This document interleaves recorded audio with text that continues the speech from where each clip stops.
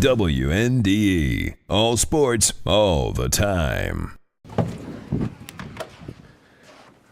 Hey, Buzz. Recap the Colts for us, Jack. It was ugly, man. Yeah, it was a team ugly effort. It really, it's hard to point at any one guy. They had matchup problems. They had scheme problems. They appeared to be taken advantage of a little bit by Wade Phillips. I mean, having Dallas Clark trying to block Mario Williams is a bad recipe, no matter how you look at it. And, quite honestly, Peyton Manning probably wouldn't have let that happen. Kerry Collins doesn't know enough about the offense to probably make that change right now. And the Texans did a good job taking advantage of that. But, look, it's the first game of the year. This team is in the same boat they were in last year, 0-1. It was a bad performance defensively, offensively, the offensive line, everybody. The hard part is can you find a positive, and do you build something from it? Do you come out of it with more determination than one of those, something like that? And I'm not sure you do. Tough one without Peyton Manning being there. But like I said, if you look at it purely from the standpoint they're 0-1, just like they were last year, how upset do you get? Now, my problem is I didn't see a lot of hope. But week 2 is a different animal, and guys should play better and they should figure out their mistakes. But I'm concerned. I wasn't going in. I thought they'd play well.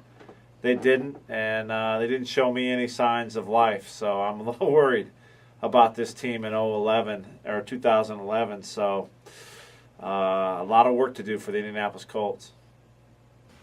Zakk, yesterday's Colts game was rough, man. What are your takeaways here?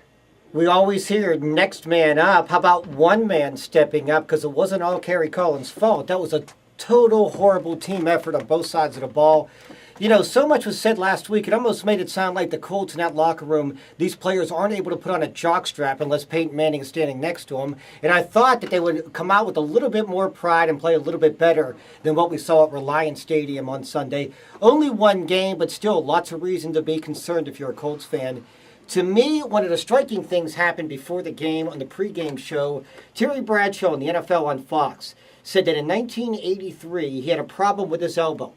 He did not tell the Pittsburgh Steelers about that injury, and he waited till after the draft was over, showed up at training camp, decided at training camp, sound familiar, that the injury was worse than he thought, and he had to get surgery. He missed the first 14 games of that year and only played in December, came back. That was it. His career was over. Okay, I'm not trying to scare you, Colts fans, but the point that Terry made was that if he was honest with his team at the time, the Pittsburgh Steelers in 1983, during the offseason, they would have had the chance and probably drafted Dan Marino at quarterback. The Colts passed on Colin Kaepernick, Andy Dalton, and Ryan Mallett in the April draft in 2011. Something to think about as you look into the future of the Indianapolis Colts. WNDE. All sports, all the time.